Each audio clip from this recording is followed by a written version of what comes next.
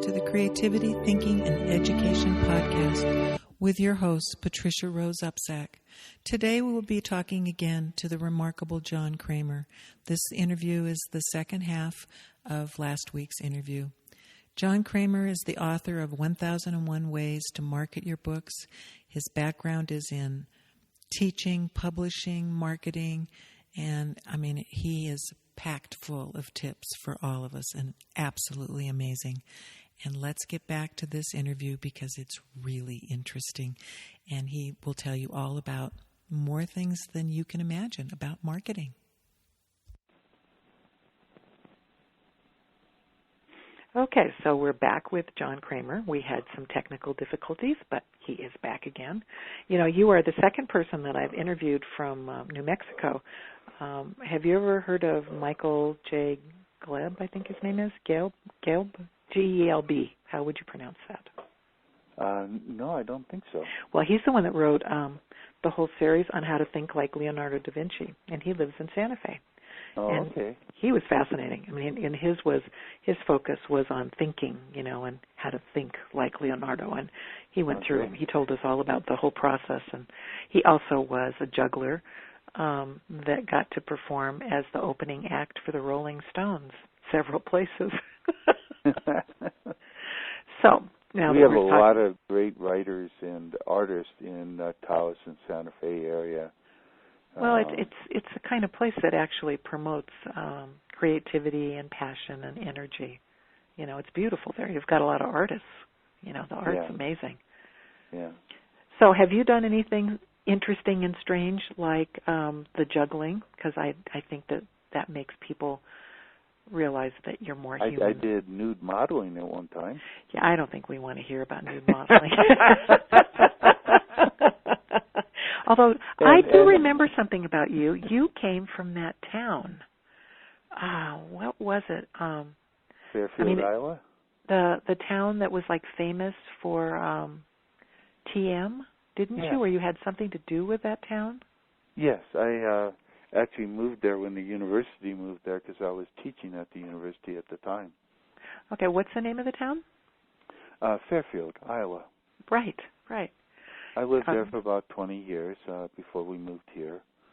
And that's another town that's very creative, a lot of wonderful people doing incredible stuff. And so it was fun. It was a good energy town.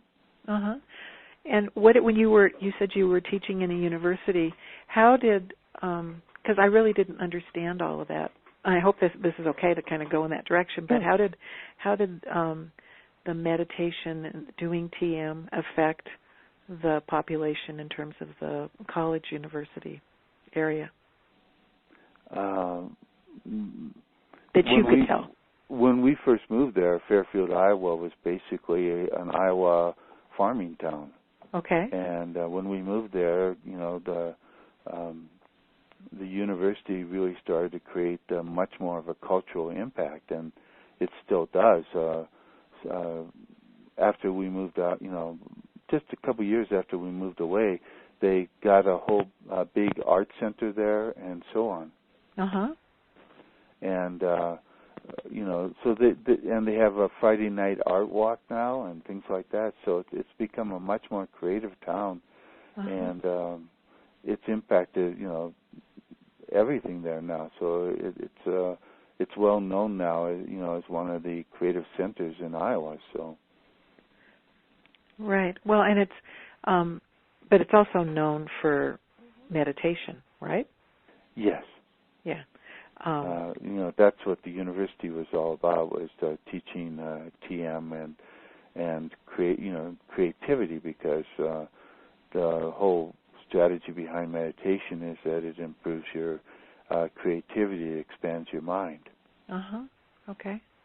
And sort of allows people to calm down a little bit so that there's not so much static going on in terms of, you know, because one of the things that I noticed is that a lot of the issues in public education anyway today, like when I would work with kids that they would do things, and I knew that they knew the material, but then they would get so anxious when they went to take a test that it was almost like there was static going on in their brain, and they couldn't answer like half the questions. Right. And so I would do not meditation, but I would do a variety of techniques to help them calm down so that they really could access from their brains what I knew they knew. Well, I remember being in high school, and there were a lot of kids that were really, really quiet, and I knew they were smart kids. And, but I knew it was mainly a thing of being anxious and not being comfortable speaking out. Right, and, right. But I enjoyed spending time with them because in the quiet time they were brilliant kids. Right, right. It's true. Well, we have about, how much? We have about 14 minutes left.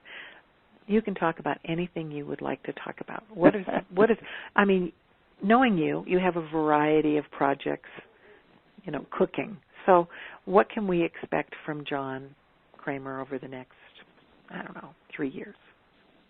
Well, my 1001 Ways will be released, and then I'm going to do a whole series of new ebooks. I'm actually compiling some cookbooks. Really? Yeah, I just fallen in love with spices and sauces, and so I'm going to do a number of cookbooks on spices and sauces. Oh, I think that's wonderful. Yeah, it should be a lot of fun. And so I've been, compiling recipes and things like that. I'm working on about, 30 books at any one time. I know. That's why I asked you. and so, that's always part of the fun of it. And then another thing I'm working on is sort of a diet book without dieting.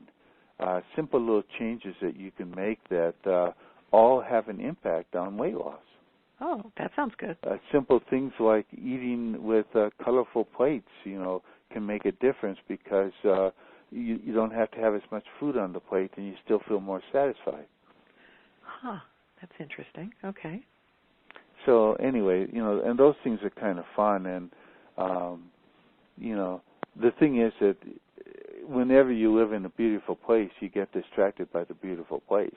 Yes, I know. Yeah, that's true. It's one reason I'm not moving to Hawaii.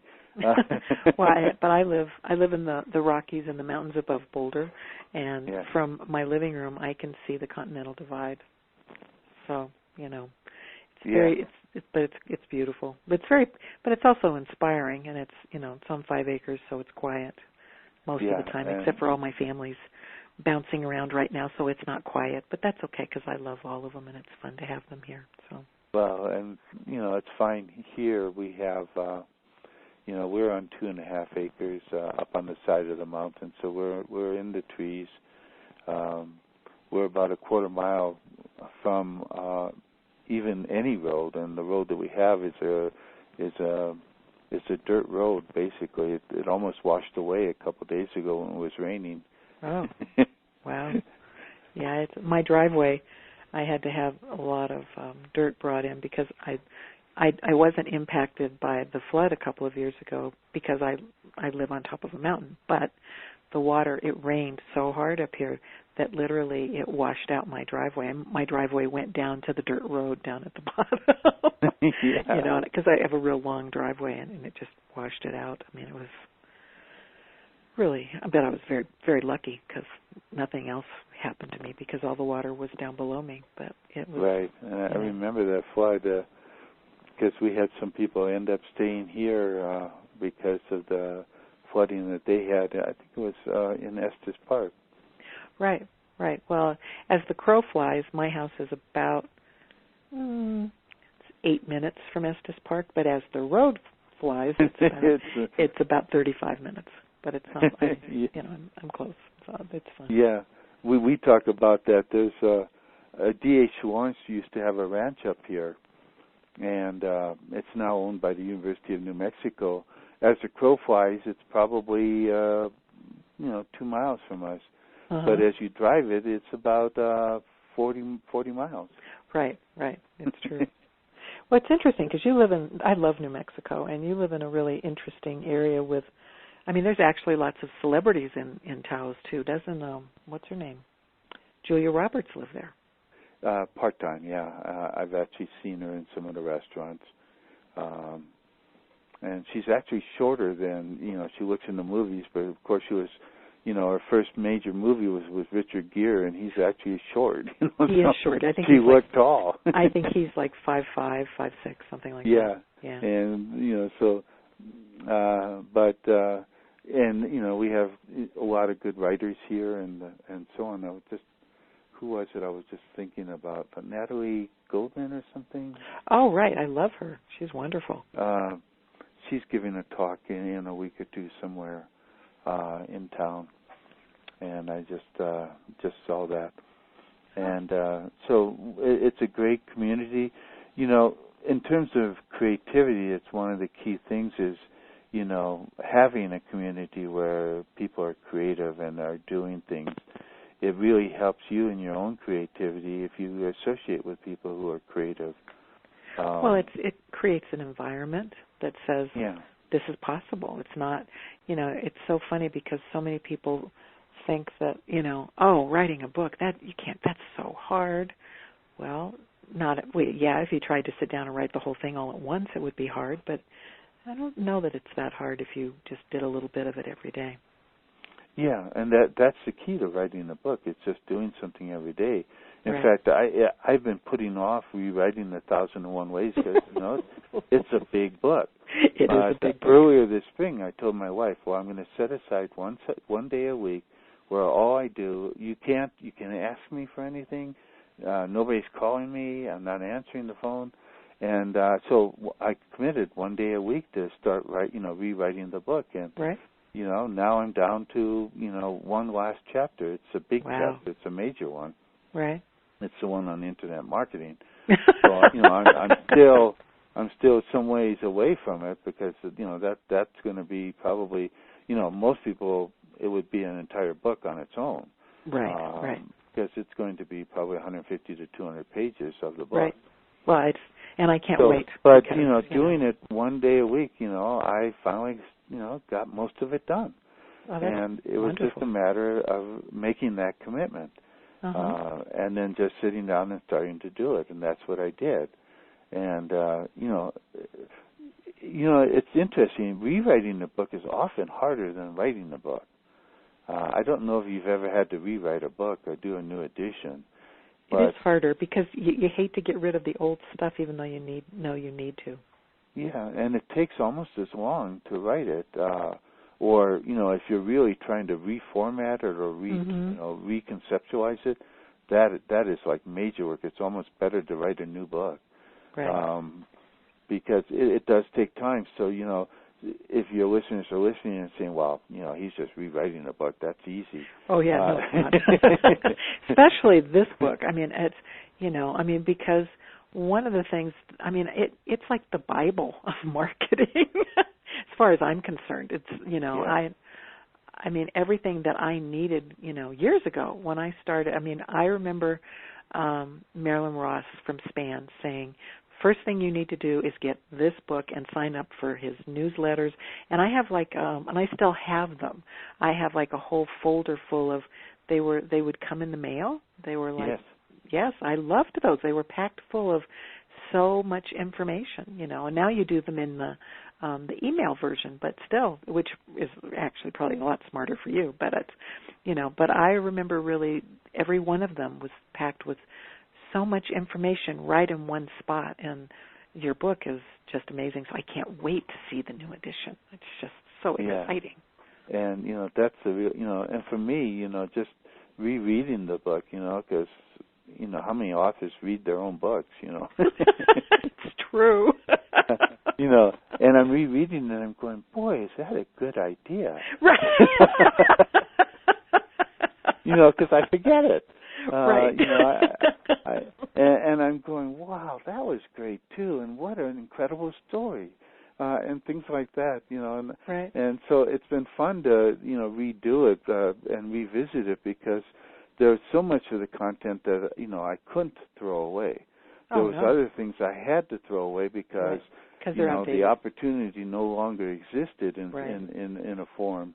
Right. There's a lot of companies that have gone out of business, a lot of things that have changed. I mean, the world of book clubs nowadays is nothing like it was. I mean, at one time, book clubs was a good income for authors. And, I know. I think there's one or two that maybe still exist, but, most of them have gone down the hill because it's so easy to learn about new books online. Yes, exactly. It's true. And they didn't adapt. If they had adapted, they didn't. Yeah. Those book clubs would still all exist and probably be even more effective online. And that's a neat thing. I mean, one of the things that's really developed, and I think it almost sort of started online, are the reading groups in stores. They've been facilitated in a major way by what's going on online. Mm-hmm. And the independent bookstores know that the lifeblood of their stores nowadays is the reading groups that they host or they facilitate. And people, they read a book a month and they talk about it. And right. I know. It's an incredible promotional opportunity for authors. It's true. And, most of them, do fiction only. But there are now some that are developed, they do cookbooks, and they'll read a cookbook a month, and then they'll get together, and each person is responsible for one part of the meal, and they have to cook from the cookbook. Oh, I love it. That's great. Yeah, I think it's a great idea. We're starting to wrap up. I want you to tell them about your websites again, please. Yes, the key ones is bookmarket.com and bookmarketingbestsellers.com. And if you want to join a network of book authors, I created a network called the Book Marketing Network. And it has over 9,000 members now. Oh, I think that's wonderful. And it's thebookmarketingnetwork.com. Okay. And I would encourage people to join that network and start to interact with other authors. And it's a great place you can share videos, you can blog there, you can do all kinds of things there. Oh, that sounds wonderful. Just interact with other authors, ask questions. And so, unfortunately, I don't make really any money on it. But it doesn't cost me that much. It's through the Ning networks, NING, and so it costs me like $55 a month to host it. Okay. And we're about to thank expire. you. I know. Thank you very much, John. Thank you for joining me here at Creativity, Thinking, and Education Podcast. Please visit us at happyteachershappystudents.com because we have so many new things coming up and we're very excited about all of them. I wanted to give you a little bit of a preview of the things that are coming up over the next few weeks. We're very excited to be having, again, a two-part series. The next week will be John Schaefer, and the second part will be the week after. John Schaefer is absolutely internationally known. He was actually one of the main photographers that helped Robert Redford start Sundance, and he's really interesting and funny and just absolutely worth your while to listen to. And that will be next week and then the following week. And then after John, we have this remarkable man. His name is Jacob Lieberman, and many of you know him as the person who has helped a lot of people see better. But he was just, there are no words. I mean, when I talk about timeless awareness, this man has timeless awareness, and it was just one of the most amazing interviews I've ever done. Following Jacob Lieberman, we have Kathleen Canavas, who is going to be talking about dreams, and she is really interesting, and I've done some workshops with her, and she's fascinating.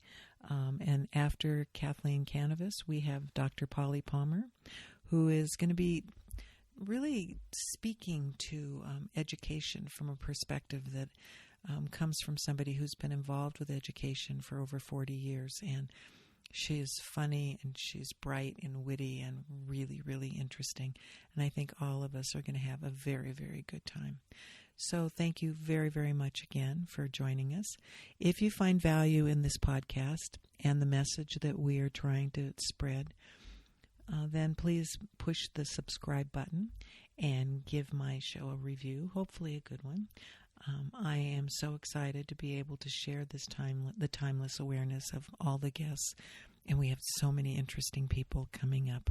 So thank you very much. Until next week.